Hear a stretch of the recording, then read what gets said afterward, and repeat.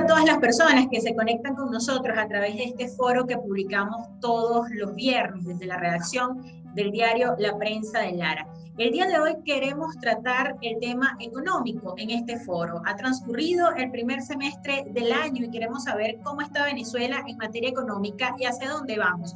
Sobre todo porque hay voceros del gobierno como Jesús Farías, diputado de la Asamblea Nacional, que el día de ayer decía que en Venezuela está comenzando a haber un crecimiento económico, algo que el sector privado pues no confirma. Las veces que hemos entrevistado a voceros de cámaras económicas pues dicen que la realidad es otra. Para aclarar estas dudas, para saber hacia dónde vamos, qué esperar de la hiperinflación al final de año, qué esperar de una posible reconversión económica que ha sido muy sonada desde que inició el año y todavía el gobierno no la ha decretado, tenemos con nosotros al economista Alejandro Grisanti. Además de economista, es ingeniero en computación, PhD en economía y es fundador y socio directivo de la firma Ecoanalítica, una de las firmas económicas más importantes del país y Latinoamérica. Alejandro Grisanti también ha sido parte de la Junta Administradora Ad Hoc de PDVSA en el gobierno interino y ha sido parte también de quienes han desarrollado el Plan País para ver cómo se puede recuperar la economía de Venezuela una vez se logre una transición. Gracias por aceptar la invitación, economista. Muchísimas gracias, Ana. Mucho gusto de compartir ideas con todo tu público y un fuerte saludo a todos esos guaros que están por allá y, por supuesto, a todos los venezolanos. Gracias, economista. Mire, la primera pregunta es la siguiente. Cuando uno analiza la situación de Venezuela antes de la pandemia, las conclusiones que daban muchos informes financieros y economistas era que la economía de Venezuela era así como lo que fue Alemania tras la Primera y Segunda Guerra Mundial, una economía totalmente devastada. Si eso fue comenzando la pandemia, tras 16 meses con coronavirus, en un país donde pues todavía las cifras son muy elevadas, hay una curva muy alta, aunque el gobierno intente hacer creer, por así decirlo, que hay una vacunación masiva en marcha. ¿Cuál es el diagnóstico de Venezuela en este momento, tras la pandemia, tras estos meses de pandemia? Sí, mira, dos cosas, ¿no? Lo primero es que efectivamente desde que arrancó el gobierno de Nicolás Maduro, en Venezuela ha habido una destrucción sumamente grande y sumamente fuerte. Venezuela ha perdido más del 85% de su capacidad de producción. Venezuela ha dejado de producir el 85% de lo que solía producir, incluso más del 85%, y está produciendo ahorita entre un 12 o un 15% de lo que era en el 2012. Entonces, lo primero, el hito de la caída económica no tiene que ver con la pandemia, a pesar que se acentuó el año pasado. El hito de la caída económica es el 2013, cuando Nicolás Maduro asume el poder y tenemos una caída muy fuerte del producto, una caída que no ha sido comparable en el hemisferio occidental. En América Latina nunca ha habido una caída de estas magnitudes, con una hiperinflación. En hiperinflación sí, Nicaragua nos ganó, y todavía nos va ganando, pero es la mayor destrucción que ha sufrido un país sin haber pasado por una guerra. Y esto, de nuevo, esto es previo a sanciones, esto es previo a pandemia. Esto, como quiero dejar muy claro, yo creo que tiene un solo responsable, que es Nicolás Maduro, el régimen de Nicolás Maduro, el equipo de Nicolás Maduro, que es el que ha venido destruyendo, toda esta capacidad de producción. Entonces, cuando oímos, aparte de su equipo, decir, mira, no, es que parece que viene crecimiento económico, después que tenemos 9 años consecutivos de caída, la verdad que la cifra sufre poco creíble, ¿no? Que empiecen a decir que viene crecimiento, o que van a abastecer de gasolina a partir del 1 de julio, o que van a reactivar las refinerías, o que van a empezar de nuevo a producir petróleo. Todos esos comentarios son poco creíbles, ¿no? Lo que sí está pasando, Ani, creo que es importante decirlo, a partir de este año, hemos caído tanto, la economía se ha contraído de una manera tan fuerte, que yo creo que sí vamos a un proceso de estabilización. Más o menos el producto no va a seguir cayendo, va a haber un proceso donde nos vamos a quedar, si no hay un cambio político, si no se crea un consenso de lo que se debe reconstruir el país, vamos a un proceso de estabilización que yo lo he denominado estabilización en la miseria. ¿ok? Porque es después de esta inmensa caída, no vamos a seguir cayendo, pero nos vamos a estabilizar en una posición donde hasta ahora somos en términos por habitante, el segundo país más pobre después de Haití. Haití es el país más pobre de toda la región de América Latina, nosotros somos el segundo país más pobre de América Latina, incluso más pobres que Nicaragua o que muchos de los países centroamericanos que tenían por mucho tiempo siendo los más pobres. Entonces, el escenario que nosotros estamos viendo de cara al 2021 y 2022, de cara, si no se produce, digamos, este proceso de negociación, un consenso, una salida política al país, nosotros lo que vemos es una estabilización en la miseria, muy poca capacidad de poder construir riqueza, y lo que queda muy claro, y esto también es importante decirlo, con sectores ganadores y sectores perdedores. Es decir, hay sectores y venezolanos que les va a ir muchísimo peor en el 2021, ¿ok? Y esos son la mayoría, los que no tienen acceso a dólares, los que no tienen acceso a remesas o los que no están en el sector privado, y los sectores ganadores que son de alguna manera aquellos venezolanos y aquellos sectores, en el caso de las personas, son aquellos venezolanos que reciben de alguna manera regular remesas de familiares en el exterior o que trabajan en empresa privada y que de alguna manera tienen un mejor salario que lo que puede tener, digamos, alguna otra persona o algún otro sector. Usted ha dicho una frase demoledora en días pasados en un foro que tuvo con el Observatorio Venezolano de Finanzas de la Asamblea Nacional del 2015. Usted dice que para reconstruir a Venezuela con los 9 años que ya llega Maduro en el poder, se van a necesitar 36 años. Por cada año que Maduro está en el poder se requieren 4 años para recuperar a Venezuela. ¿Por qué la recuperación será tan lenta? Mira, porque la destrucción fue mucha y muy rápida. La destrucción que te di, por eso digo, esto es una destrucción sin precedentes. Esto es una destrucción, un arrase de muchas de las empresas y de la capacidad productiva de PDVSA y de otros sectores, ¿no? Nosotros el ejercicio que hicimos, y aquí tiene un punto que yo creo que es importante recordarlo, Venezuela fue el país que más creció en la región.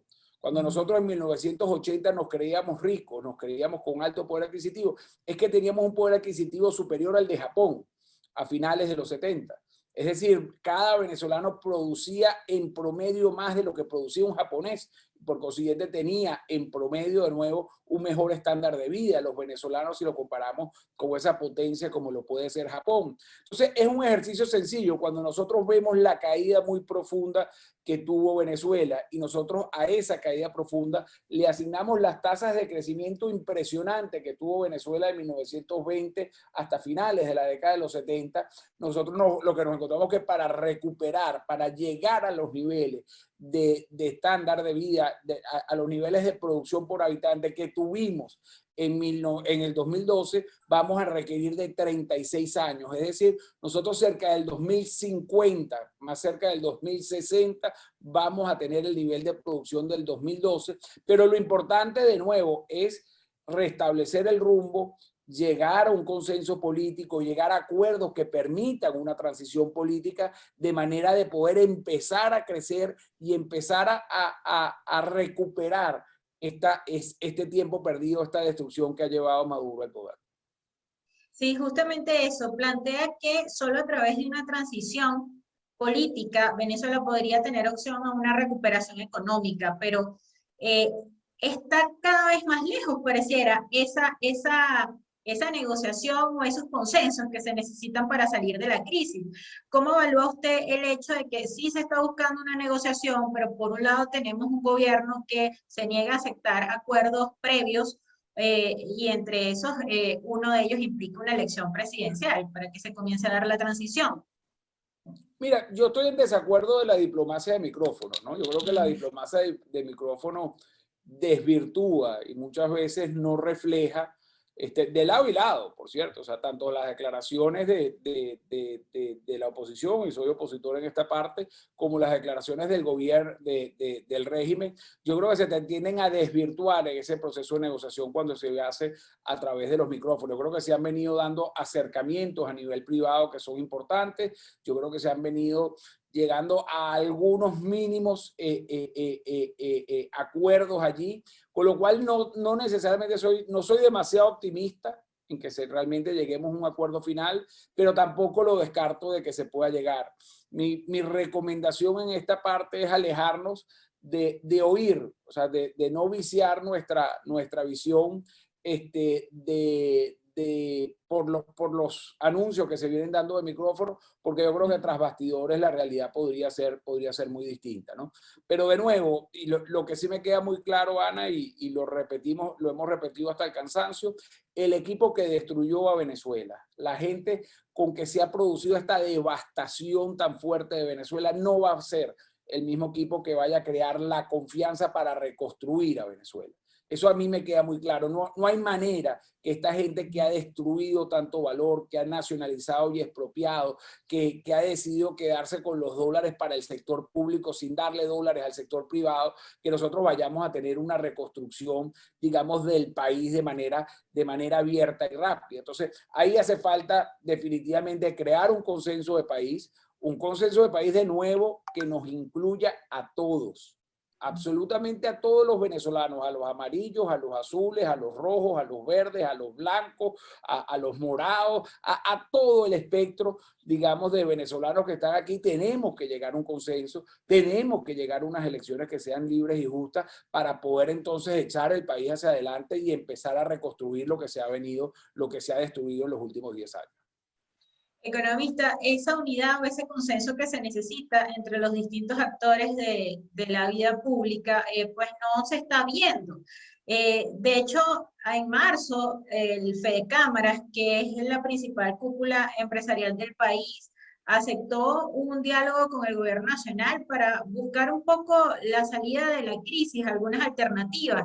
Y han dicho sus principales representantes, pues, que ante la ausencia de estrategias de un sector político y ante las divisiones, pues, el sector privado busca alternativas y acuerdos y propuestas que se han presentado que no han sido tomadas en cuenta por el gobierno. Por ejemplo, el plan de vacunación que presentó Fedecámaras para traer aproximadamente 6 millones de dosis de vacuna al país, no se acordó, quizás por el hecho de que es un costo político para el gobierno, que los empresarios resuelvan la situación de la pandemia, pero ¿tenemos algún futuro con esa aparente división que se ve entre el sector empresarial y unos sectores políticos de oposición que tampoco se ponen de acuerdo? Mira, yo creo que es importante darnos cuenta lo que ha venido pasando en los últimos 2, 3 años, a pesar, como tú bien refieres, de estas causas, de estas cuestiones puntuales y no puntuales, muy importantes, en donde no han habido acuerdos. Nosotros hoy tenemos un gobierno que se da la vista gorda con el régimen de controles. Nosotros hoy tenemos un gobierno que no está aplicando los controles de precios, que no está aplicando los controles de cambio, que tiene una economía de puertos abiertos para que el sector privado de alguna manera importe y mejore la oferta de bienes y servicios que se vienen dando. Entonces tenemos, digamos, algunos avances allí. Una de las cosas de las que nosotros le hemos venido proponiendo al gobierno es que hasta ahora pareciera que lo hiciera por necesidad. Es decir, no lo está haciendo por convicción, sino por necesidad, por la coyuntura que se encuentra, ha decidido tener, digamos, alguna apertura, alguna flexibilización hacia el sector privado, pero no lo está haciendo por convicción, porque hasta ahora no se han cambiado ninguna de las leyes de controles de cambio, de controles de precios, etc. Esas leyes están ahí y podrían volver a tomarse. Entonces es necesario, en este caso, que se dé un paso adicional y que se empiece a eliminar, ¿okay?, todos estos regímenes de controles de precio y cambio que se habían creado anteriormente. Y eso es, por cierto, esa flexibilización que ha dado el gobierno, es lo que ha tenido algunos sectores que vienen ganando, que vienen incrementándose y posiblemente hasta creciendo en estos últimos 2, 3 años. Tienes el sector salud, tienes el sector de alimentos, el sector de comercio. Esos son los sectores que han venido y que vienen, sobre todo en este 2021, creciendo, yo no diría con fuerza, pero en un ambiente un poco más de pragmatismo, ¿ok? Que el gobierno lo ha venido dando pero siempre, y al sector privado siempre se lo he recomendado, que tenga cuidado, puesto que el hacha del gobierno, de los controles, no ha sido eliminado. Hay mucha gente dentro del gobierno, muchos grupos de poder dentro del gobierno que quieren volver a implementar esos controles, y por consiguiente hay que ser muy precavido a la hora de poder invertir y de poder sacar provecho a ese aparente pragmatismo que está teniendo el gobierno. Entonces, yo sí creo que han habido avances. Creo que, por supuesto, en el tema de la pandemia es quizás uno de los temas que peor ha tratado el gobierno. Yo creo que ahí el régimen de Maduro ha tenido realmente somos el peor país de la región en términos de vacunación, y eso ahí hay un área que se podría mejorar, y se podría mejorar muy rápido si damos acceso tanto a ayuda internacional como al sector privado, que siempre, digamos, puede solucionar de manera más rápido que el sector público en algunas coyunturas. Sí. Mire, cuando usted dice que podríamos ir hacia una estabilización de la miseria y que hay ciertos sectores que están creciendo como salud, alimentos y comercio, que han tenido la posibilidad de trabajar casi que todos los días en pandemia y de importar, eh, el resto de los sectores económicos, eh, ¿cómo pueden sobrevivir en esa estabilización de la miseria? ¿Cómo se pueden proyectar? ¿Y por cuánto tiempo puede ser esa estabilización de la miseria si no se toman medidas? Sí, mira, en esta nueva realidad de Venezuela, okay, yo creo que es bastante claro que aquí ha habido un rebarajeo muy fuerte de los factores económicos, de los factores de poder. Una de las cosas en términos relativos que uno puede comparar es que hoy el sector privado es menos pobre que el sector público. ¿Okay? En el 2012, hasta antes de Maduro, el sector público siempre había sido inmensamente más rico que el sector privado, puesto que tenía acceso, o era el principal productor petrolero y el principal acceso a la divisa, y ese Estado rico, todopoderoso, terminaba repartiendo dádivas, terminaba repartiendo esa renta petrolera dentro del sector privado. Ahorita encontramos que ese paradigma, que ha sido un paradigma venezolano por mucho tiempo, ha cambiado. Ahorita el sector privado relativamente, no puedo decir que es más rico porque nos hemos asumido todos en la pobreza, pero relativamente es menos pobre que el sector público. Y eso es un cambio importantísimo. Hoy los trabajadores del sector privado, los trabajadores formales del sector privado, tienen mejor nivel adquisitivo que los trabajadores formales del sector público. Hoy los trabajadores del sector privado, muchos de ellos pueden recibir parte de sus salarios en dólares, mientras que el sector público, la inmensísima mayoría lo está recibiendo solo en bolívar. Entonces, estás teniendo una primera diferencia donde en términos relativos el sector que menos ha perdido es el sector privado, y el sector que más ha perdido es el sector público.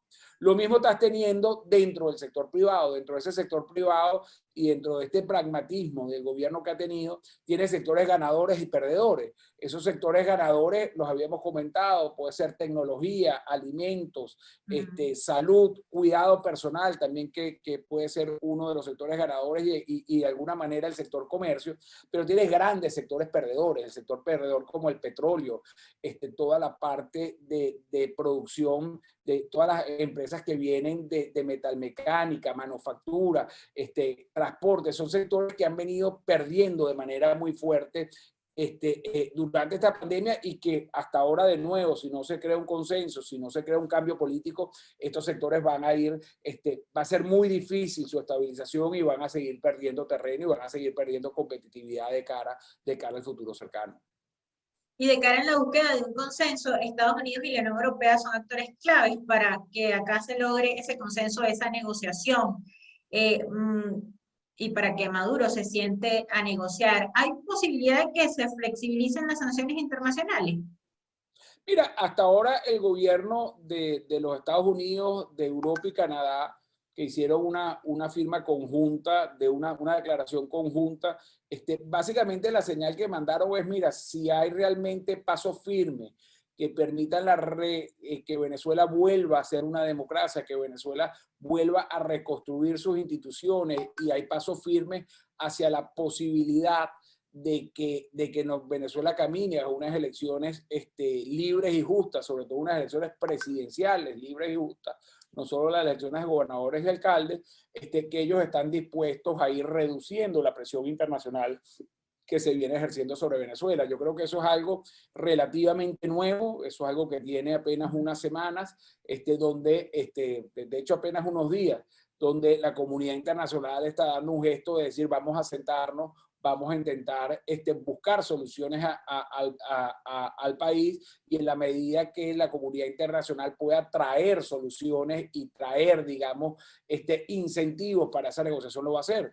Y fíjate que esa negociación internacional también van a estar de observadores no solo Europa, Estados Unidos y Canadá, sino también China y Rusia, de alguna manera involucrados, que también, que son fundamentales también en esta negociación de cara a este proceso venezolano. Entonces, de nuevo, yo no quiero crear falsas expectativas, no soy al final demasiado optimista hacia allá, pero sí hay una situación, digamos, una nueva oportunidad de buscar consenso. Yo lo único que aspiro, y esto es lo que quiero extrapolar de la política a la economía, que es mi área, yo lo único que aspiro es que realmente se logren algunos consensos en Venezuela, que se logren llegar a elecciones presidenciales lo antes posible, para que de esos consensos nosotros podamos reconstruir un país. Porque me queda absolutamente claro que de no producirse un consenso, de continuar bajo el régimen de Nicolás Maduro, de continuar bajo esta presión internacional que está viviendo Venezuela, la realidad venezolana va a ser la misma que estamos viviendo hoy, la misma que vivimos a finales del año pasado, donde no va a haber una mejora en la productividad de los venezolanos. Economista, ¿y qué proyecciones tenemos para finalizar el año, sobre todo en materia de hiperinflación, donde, bueno, según el Banco Central de Venezuela, hasta mayo la hiperinflación estaba en 2.700%, la anualizada? Para el momento que estamos grabando este foro, la Asamblea Nacional o el Observatorio Venezolano de Finanzas de la Asamblea Nacional del 2015 está dando el balance de cómo cerró el mes de junio, pero ¿qué esperar para un año que se proyecta como inminentemente electoral, sobre todo con estas mega elecciones en materia de hiperinflación y Mira, nosotros dolarización de tenemos, facto la economía? ahorita vamos al tema de dolarización, ¿no? Primero con el tema de inflación, yo te diría que ahí es muy poca la capacidad de mejora.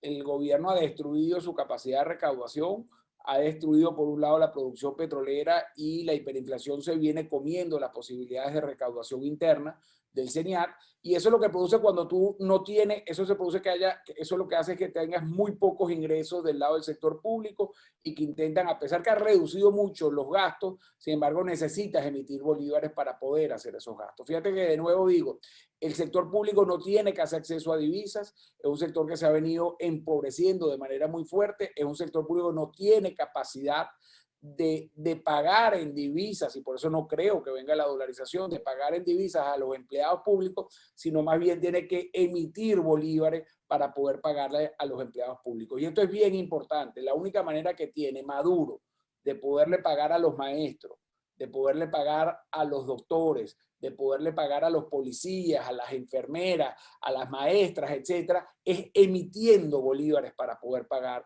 a esos empleados públicos. Y es por eso que nosotros no somos positivos en que se vaya a detener este proceso de inflación muy alta o de hiperinflación que ha vivido Venezuela. La inflación de junio va a ser una inflación relativamente mucho mejor, o la mejor de los últimos 3 años. Nosotros en Ecoanalítica también medimos inflación, posiblemente estén alrededor de un 12, un 13%. Tengo entendido que la de la Asamblea Nacional, la del Observatorio Venezolano de Finanzas, va a venir un poco por debajo de eso, quizás en un dígito, pero es un proceso que no se va a detener, es un proceso que en junio pudieron emitir un poco menos dinero, y en ese sentido han podido reducir los costos sobre la depreciación del bolívar y sobre la hiperinflación, pero eso vamos a tener que en julio o en agosto, o de cara a las elecciones, va a venir más gasto, va a venir más impresión de dinero, y por consiguiente va a venir más inflación. Nuestro estimado, que me lo preguntaste, Ana, de inflación es 3.000% para el cierre de año. Es decir, que los precios se van a multiplicar por 30, ¿ok? Y que el producto va a caer alrededor de 1 o 2%. Y aquí hay otro punto que es importante, ¿no? Para que la gente vaya uniendo diferentes temas de inflación, dolarización y reconversión monetaria. Cuando nosotros hablamos que los precios se multiplican aproximadamente por 30, ¿ok? Y nosotros asumimos eso por 2 años, quiere decir que a los precios se le van a añadir 3 ceros en 2 años. Es decir, en Venezuela va a hacer falta una reconversión monetaria que le elimine 3 ceros al bolívar mientras Maduro esté en el poder cada 2 años. Si lo hacemos de 6 ceros, entonces va a ser necesario cada 4 o 5 años hacer una nueva reconversión monetaria porque le están añadiendo de nuevo 3 ceros con una inflación del 3000%. Es sinónimo a decir que a los precios se le están añadiendo 3 ceros cada 2 años. Es decir, lo que hoy vale un bolívar, si le quitaran 6 ceros o 1.000.000 de bolívares, en 2 años va a ser 1.000 bolívares y en 6 años volvería a ser 1.000.000 de bolívares. Entonces, nosotros vamos a ver, mientras Maduro esté en el poder, reconversiones monetarias de 6 ceros cada 4 o 5 años. Y bueno, ¿qué esperar de esta reconversión? ¿No? Que todos los economistas coinciden, se le deben quitar 6 ceros a la moneda, pero aquí cada vez que en las 2 ocasiones que ha hecho el gobierno reconversión, Chávez, Maduro, se relanza el bolívar, se crean planes y proyectos económicos que al final quedan en nada. ¿Qué esperar de esta reconversión? Todos dicen que como Maduro anunció una digitalización de la economía, pues no habrá quizás tal cono monetario en físico como se puede esperar o como lo que ha habido en el pasado. Mira, 2, 3 cosas, ¿no? Lo primero que es algo positivo de la reconversión monetaria es que se van a simplificar la transaccionalidad del país. Es decir, cuando usted va al mercado y tenía que pagar 100, 120 millones de bolívares, eso terminaba siendo desde el punto de vista transaccional sumamente engorroso y muchas veces colapsaba los medios de pago, y eso es algo que debería mejorar de manera muy rápida una vez que salgamos, que tengamos la reconversión. Es decir, la medida que se le quiten ceros a la moneda, las transacciones se van a hacer mucho más fáciles, y esas colas que se producen en los abastos, en los automercados para poder pagar, deberían mejorar un poco. Entonces ahí vas a tener, digamos, un punto de mejora, que eso es lo que básicamente determina la necesidad de la reconversión monetaria. Ahora vas a tener temas de redondeo que te causan presión hacia el alza, es decir, aquellos precios que estaban con cifras que ya no se pueden ver van a tender a redondear un poco a la alza. Eso te va a causar un poco más de inflación, pero como tú bien dijiste, Ana, y como pasó ya en el 2018 cuando Maduro nos anunció la reconversión monetaria que le quitaba 5 ceros a la moneda, si al final tú no tienes cambios profundos, si tú al final no tienes una agenda económica clara que cree confianza, que te permita acceder a financiamiento internacional para poder financiar de manera sana ese gap entre ingresos y gastos que había comentado, que evite la emisión monetaria. Si tú no tienes un plan al final económico, mira, le quitan 6 ceros a la moneda, te mejora un poquito la transaccionalidad, tienes un ajuste de precio hacia el alza un poco por este tema del redondeo, pero vamos a estar exactamente en lo mismo. Vamos a tener una inflación que va a seguir galopante, que puede ser que va a multiplicar los precios por 30 cada año, y que vamos a volver a necesitar una reconversión monetaria de 3 ceros dentro de 2 años o de 6 ceros dentro de 5 años. Un círculo vicioso. Economista, desde Ecoanalítica, ¿cuáles son las cifras de pobreza que tiene Venezuela y las proyecciones? No se ha dado a conocer la encuesta de condiciones de vida que realiza la UCAP, la Universidad Central y la Universidad Simón Bolívar. Se espera que se dé a conocer este mes, pero ¿cuál es la proyección que hay? Porque, bueno, hasta el año pasado el 95% de la población era pobre. Ahora, ¿cuál es la realidad? Sí, mira, yo creo 2 cosas, ¿no? Al final las mejores cifras son las que se vienen produciendo por el ENCOVI, que es esta ayuda muy buena que se está haciendo entre 3 principales universidades del país. Eso es lo que nos está diciendo que ya prácticamente todos los venezolanos somos pobres, que ya no hay una diferencia entre pobres y ricos. Hay una población muy pequeñita, 1 de cada 100 personas, 2 de cada 100 personas que terminan siendo no pobres. ¿Ok? Entonces, aquí hay un proceso que es importante decirlo. Maduro destruyó a la clase media del país. Maduro hizo que todos los venezolanos, que la inmensa mayoría, un 97% de los venezolanos que nosotros esperamos para este año, termina sumido en la pobreza. Y lo más grave es que el porcentaje de pobreza crítica esa pobreza endémica, que es muchísimo más difícil de salir, porque de la pobreza tú puedes salir con un programa económico de crecimiento, donde las empresas vuelvan a invertir, donde se vuelva a crear empleo, donde la demanda de empleo te impulse los salarios, y esa es la manera como uno saldría del tema de pobreza. Pero cuando tú empiezas a tener esa pobreza endémica, esa pobreza crítica, donde ya las familias y ese capital humano, esas personas empiezan a perder cualidades para poder trabajar, allí es mucho más difícil salir, y estamos superando ya que 1 de cada 3 venezolanos está en esa pobreza endémica, en esa pobreza semipermanente. Entonces es fundamental, de nuevo, el poder, la cifra que yo siempre reviso más cuando sale el COVID es cómo va esa pobreza extrema, esa pobreza endémica que tiene el país, porque es la que es más difícil atacar y la que lleva a cualquier otro país de América Latina o del mundo, es mucho más difícil sacar a esos venezolanos que están cayendo en esa pobreza crítica, en esa pobreza extrema. ¿Y cómo avanza lo tocábamos hace un momento, pero quisiera precisar cómo avanza, digamos, esa dolarización de facto que hay en el país? Este año también se permitió que los bancos, bueno, pudieran abrir cuentas en dólares, que actuaran como resguardo de esas cuentas en dólares, porque todavía no hay la posibilidad de que los bancos compren o transfieran dólares a otros bancos. Pero cómo avanza y sobre todo cómo influyen los niveles de desigualdad, porque hay cerca de 7 millones de personas entre empleados públicos y pensionados que, como usted bien dice, ganan en bolívares y van a seguir ganando en bolívares. Y van a seguir ganando ese salario mínimo que no alcanza para absolutamente nada, ¿no? Entonces, mira, aquí hay 2 grupos, ¿no?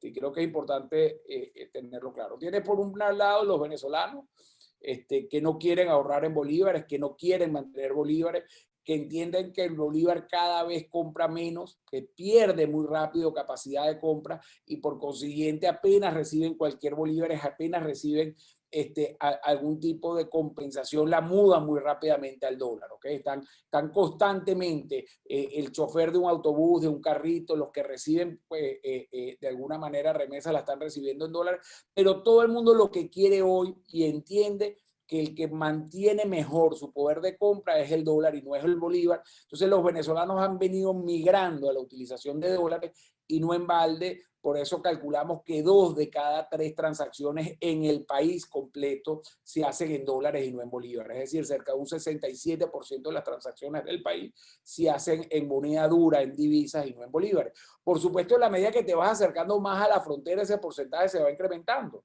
El porcentaje en Maracaibo de transacciones en dólares es mucho mayor que el de Barquisimeto o el de Caracas, al igual que el del San Cristóbal, ya es casi un 90 y pico % de las transacciones que se vienen haciendo en divisas, no solo dólares, también puede ser en pesos colombianos, en el caso del Zulia y del Táchira. Entonces, estás teniendo unos venezolanos que no quieren bolívares porque no mantiene capacidad de compra, y es muy engorroso la transaccionalidad de esos bolívares.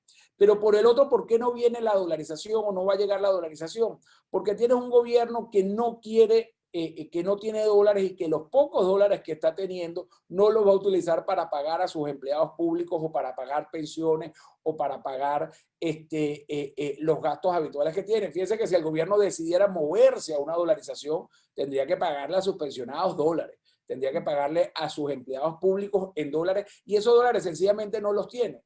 El gobierno necesita mantener el bolívar porque es lo único que puede imprimir el Banco Central. No se pueden imprimir dólares, es lo único que se puede imprimir en el Banco Central, transferírselos a PDVSA, transferírselos al gobierno central para que pague las pensiones, para que pague los muy malos salarios que se vienen haciendo. Entonces, allí tienes la dicotomía, y por qué nosotros creemos que no va a venir la dolarización mientras Maduro esté en el poder, y no va a venir sencillamente porque el gobierno no va a tener la capacidad y no tiene los dólares para poder pagar, y va a seguir necesitando emitir bolívares para poder hacer frente a las obligaciones que tiene con más de 2 millones, 3 millones de empleados públicos y casi 7 millones de pensionados. Economista, y de cara a lo que podría ser una recuperación económica, luego que se dé estos consensos o esta transición en la que tanto ha insistido, ¿Venezuela tendrá los dólares para a corto plazo para dolarizar su economía? ¿Se debe proyectar el país a un futuro hacia una dolarización o se debe recuperar la moneda o crear otra moneda? Mira, yo creo que lo que se empiezan a hacer las cosas bien, la capacidad de compra del bolívar se podría mantener de manera muy rápida. Si nosotros saldríamos nosotros ahí expusimos en un programa de crecimiento los pasos que hay que seguir para poder tener una senda de crecimiento sostenible con el gobierno. El primer paso, lo habíamos comentado, es lograr un consenso en el país que permita cambiar el gobierno y que permita realmente crear la confianza y las bases para la reconstrucción del país. Lo segundo que es fundamental es poder hacer un programa de ayuda humanitaria, financiado principalmente por los multilaterales. Los multilaterales podrían ser esa fuente de financiamiento importante, esa fuente de financiamiento sana que permitiría financiar ese gasto público de una manera sana, no inflacionaria. Además, esos dólares, por supuesto, pueden ser utilizados también para la importación de bienes y servicios. Entonces, lo segundo es un programa con el Fondo Monetario Internacional, con el Banco Interamericano de Desarrollo y con el Banco Mundial y con la Corporación Andina de Fomento para reconstruir el país con financiamiento. El tercer punto, que no lo hemos hablado, que también es muy importante, es la reestructuración de la deuda externa. Ahí hay una serie de puntos en que se ha avanzado o de pasos que hay que seguir para poder reestructurar esas acreencias recibidas de los regímenes de Chávez y de Maduro y que van a venir y que vienen socavando de manera muy fuerte la capacidad del país. Y el otro punto fundamental es la recuperación de nuestra empresa petrolera. Al final el sector más productivo en Venezuela, el sector que más rápidamente puede crear divisas y que puede volver a crecer de manera muy rápida, es el sector petrolero, y por eso es necesario hacer un impulso de ese sector. Aquí, por cierto, es necesario, van a darnos cuenta que hay paradigmas que han cambiado.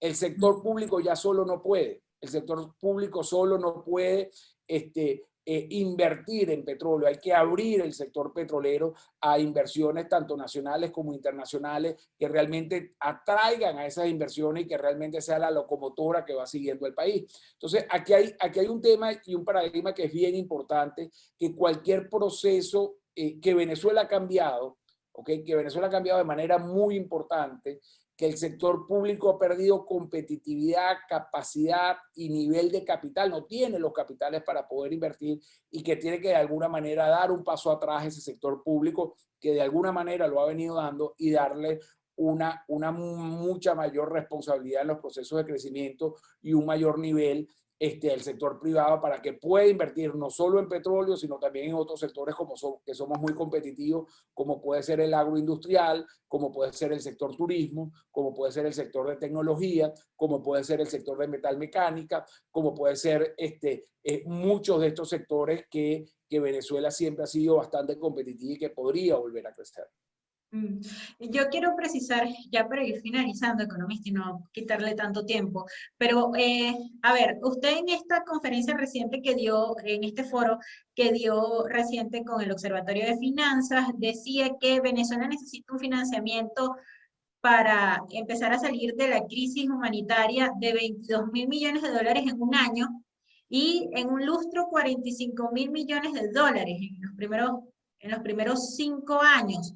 Pero es que tenemos una deuda internacional desde el 2017, más o menos, en noviembre de 2017, que tengo entendido, usted decía, Venezuela tiene una deuda alrededor de 150.000 millones de dólares, si no me equivoco.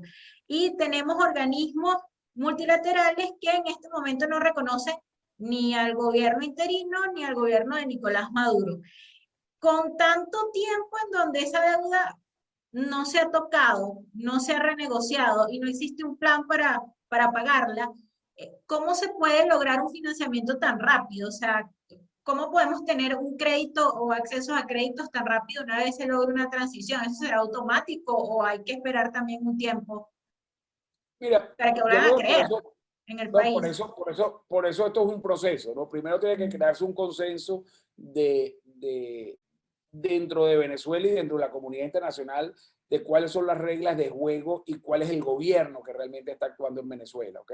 Eso es el primer punto. Un gobierno que sea al final reconocido internacionalmente por todos los países y que pueda sentarse a negociar un programa de ayuda con los multinacionales. Entonces, lo primero que tiene que haber es un consenso dentro de Venezuela y dentro de la comunidad internacional de los pasos a seguir para volver a democratizar el país y para poder entonces reconocer, ¿ok?, a esas instancias que se van creando, que pueden ser transitorias mientras se llegan unas elecciones presidenciales para que Venezuela tenga acceso a financiamiento internacional. Eso es lo primero. Reconocimiento del gobierno, que la comunidad internacional reconozca un solo gobierno para poder entrar en negociaciones con el Fondo Monetario Internacional. Los organismos multilaterales tienen una posición de deuda privilegiada. Ese dinero nuevo que entra no se va a sumar a toda la parte de reestructuración de las acreencias pasadas. Entonces, el punto posterior a tener ese acuerdo con el fondo es ir a una reestructuración de todas estas acreencias porque sencillamente Venezuela no tiene capacidad de pago de esas acreencias que fueron adquiridas en el pasado por Chávez y Maduro. Y ahí esas acreencias se van a reestructurar en base a 4 principios. Un primer principio que tiene que sea lo más amplia posible, que incluya la mayor cantidad de acreencias heredadas de los gobiernos o de los regímenes de Chávez y Maduro. Lo segundo que es bien importante es que todas esas acreencias pasen por un proceso de auditoría y nivelación, que realmente sean deudas que hayan sido correctamente contraídas por la República, que no sean deudas que vienen de actos de corrupción, de sobreprecio, etcétera. Entonces ahí tiene que venir un segundo proceso de auditoría muy fuerte para eliminar todos aquellos pasivos que realmente no fueron contraídos con la legalidad debida o fueron contraídos por actos de corrupción. Tercer punto que es fundamental es que una vez que tú niveles esas deudas, vas a un sistema de igualación, vas a tratar a todas las deudas por igual y vas a pagarle a todos los acreedores por igual. ¿Y cuánto le vas a pagar? Bueno, lo que determines con el programa del Fondo Monetario Internacional. El que nos va a ayudar a los venezolanos a determinar la capacidad de pago, a reducir esas asimetrías de información que puede haber entre deudores y acreedores, es precisamente los multilaterales que nos pueden ayudar a decir, no, mira, Venezuela de ese monto tan grande puede solo pagar hasta acá.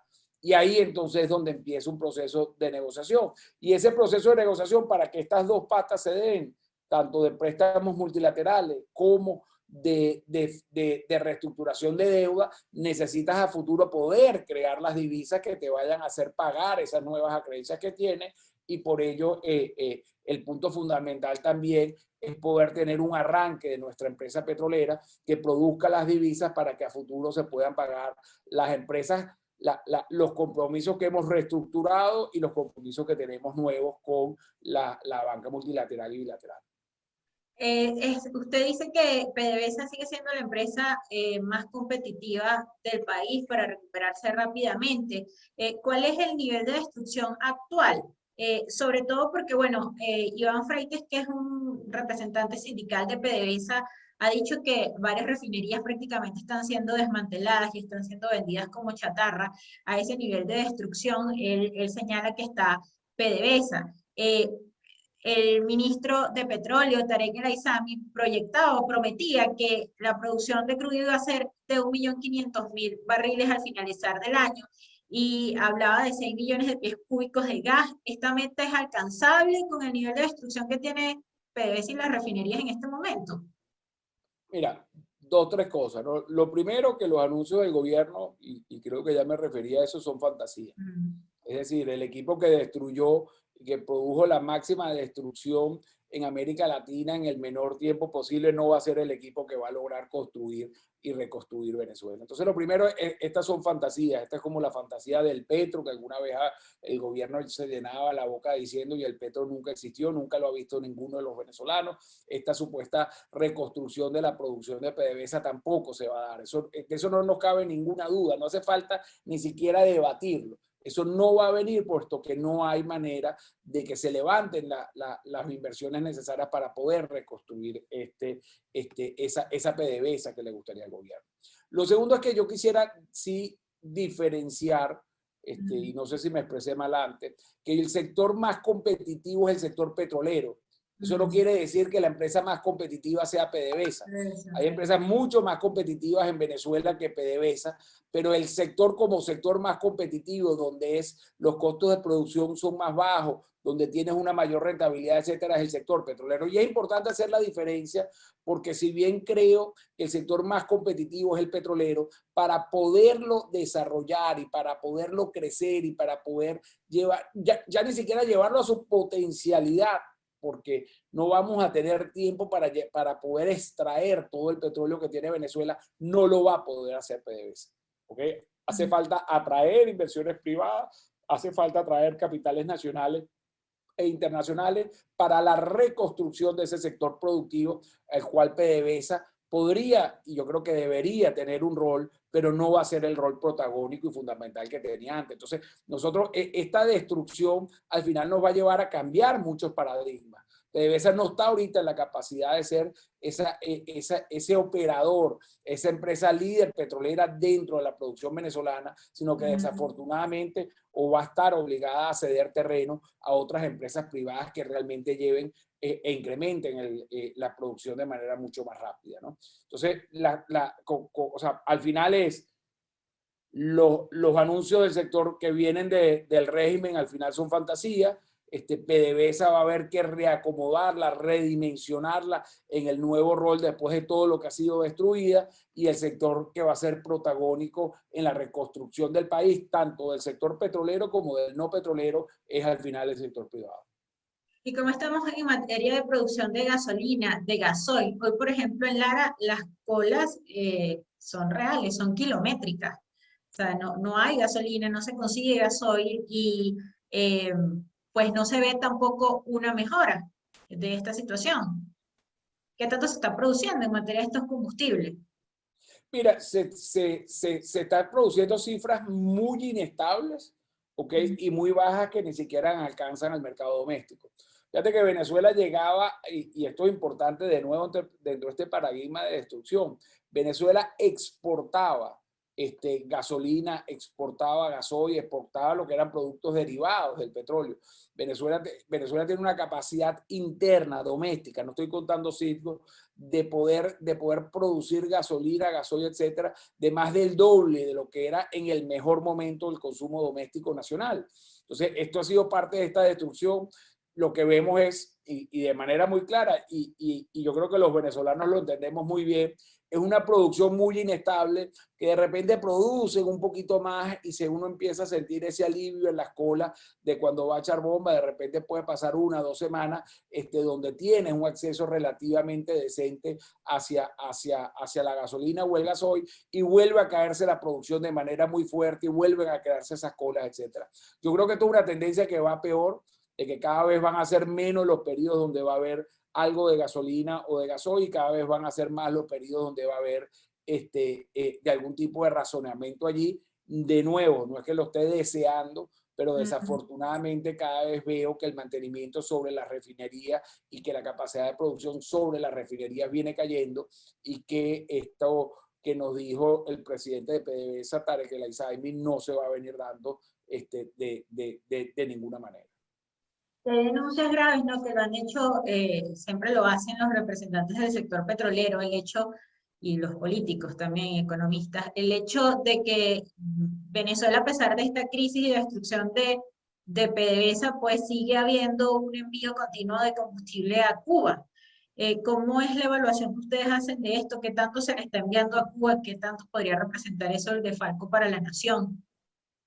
Mira, bueno, yo creo que aquí lo más importante es que este es un gobierno que pone primero su subsistencia, pone primero sus relaciones internacionales, pone primero esta red que tiene tejiendo de protección internacional antes que los venezolanos. O sea, cuando tú decides en esta inmensa carencia mandar gasoil a Cuba, mandar gasolina a esto y quitárselo a los venezolanos, la verdad que eso prácticamente no tiene nombre. Cuando tú decides de alguna manera, y se está hablando de la posibilidad de que Venezuela empiece a donar vacunas, ok, América Latina, realmente es un proceso que uno lo podría catalogar prácticamente de criminal, puesto que nuestra población no está vacunada y están intentando incluso mal vacunarla. Entonces, estos son los procesos donde los venezolanos tenemos que estar muy pendientes de que cuando uno oye de alguna parte del régimen, no, es que viene más producción y ahorita sí vamos a producir gasolina y ahorita sí se van a acabar las colas, pero usted al día siguiente va de nuevo y tiene que pasar 48, 72 horas en una cola para poder echar gasolina. Yo creo que es muy evidente que no es un tema de debate la diferencia entre lo que decimos algunos economistas y lo que dice la gente cercana al régimen, sino es algo que los venezolanos están viviendo cada día y que es muy doloroso. Y eso es, desafortunadamente, de nuevo, y quiero poner desafortunadamente allí, hasta que no haya un cambio político en Venezuela, ese sufrimiento de los venezolanos se va a mantener.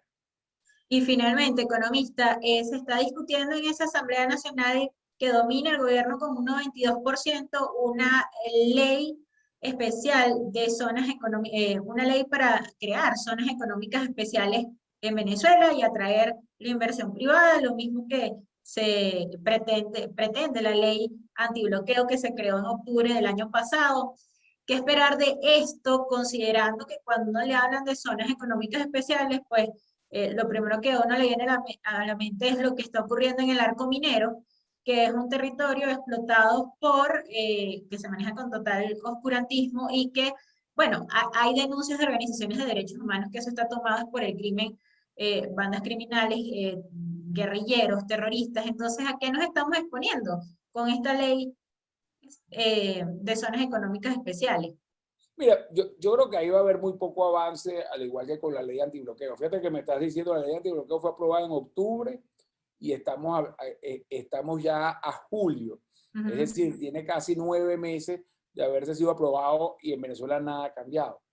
Con la ley de zonas económicas especiales, que no es la solución al problema, no va a cambiar nada tampoco. O sea, no va a haber, digamos, en Venezuela, porque tú no puedes tener atracción de inversión en una zona económica especial por más que no cobres impuestos si no tienes luz, si esa zona no tiene agua, si esa zona no tiene servicios públicos, si esa zona no tiene seguridad. Entonces, la verdad que es un poco la diatriba de los anuncios que viene haciendo el régimen versus la realidad que tiene que constantemente verse un inversionista o cualquier otro venezolano. Entonces, esas zonas económicas especiales no van a estar allí. A mí me preocupa mucho que al final se creen zonas económicas especiales en la faja del Orinoco, que los chinos al final tengan como era aquello, un campo petrolero cerrado, donde ellos no tengan que pagar impuestos, donde ellos puedan hacer un sector de enclave ahí, no se relacionen con el resto de la comunidad y con acceso a un puerto en el Orinoco y puedan llevarse nuestro petróleo sin pagar impuestos, sin pagar absolutamente nada. Eso me empieza a preocupar allí, pero son proyectos de muy largo plazo. No veo tampoco ni siquiera a los chinos queriendo invertir en Venezuela en el futuro cercano hasta que los venezolanos no encontremos una solución. Y eso es un poco lo que vemos. China, y esto quizás es un buen ejemplo de nuevo, China, a pesar de ser uno de los principales aliados del gobierno, no le ha prestado más plata, porque sabe que el gobierno no tiene capacidad de pago. No ha venido invirtiendo en petróleo porque sabe que es muy difícil con todas las barreras, ¿okay? Con toda la falta de servicios públicos, invertir en Venezuela, a pesar que tenemos mucho petróleo, tampoco lo ven tan rentable. Entonces, uno de los principales aliados de Venezuela en lo político, tú ves cómo toma distancia en lo económico. Y yo creo que es claro de que no ven ninguna salida económica al país mientras Maduro esté en el poder. Muchas gracias al economista Alejandro Grisanti por acompañarnos en este análisis y en este foro de todos los viernes. Muchísimas gracias, Ana, a ti. Y bueno, a la orden cualquier cosa que puedan volver a necesitar. Gracias por su tiempo y su análisis nuevamente, y a todas las personas que nos acompañaron en este foro interactivo. Será hasta una próxima entrega.